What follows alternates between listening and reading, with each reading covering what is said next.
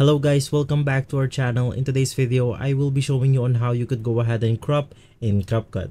This is a step-by-step guide, so you should be able to follow easily. Now, you could go ahead and do these methods on videos and also on images. So for this tutorial, we're gonna go ahead and use this example video right here.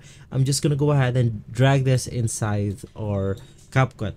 And inside, you want to go ahead and click on your specific video. So for example, I want to go ahead and crop this image right here. So I'll just go ahead and click on it. So let's just go ahead and say that I want to focus this video on the people right here. I'll just go ahead and zoom the video, and in that way, you will go ahead and get the crop effect into your video. And the other method on how you could go ahead and crop in Capcut is by masking your image or video. You could just go ahead and do that by once again clicking on a specific video or image, and inside you will then be able to see the mask option. Just go ahead and choose any of the templates that they have right here. You have your horizontal, mirror, circle, rectangle, heart, and star. So once again, let's just go ahead and say that I want to focus this video on the text right here.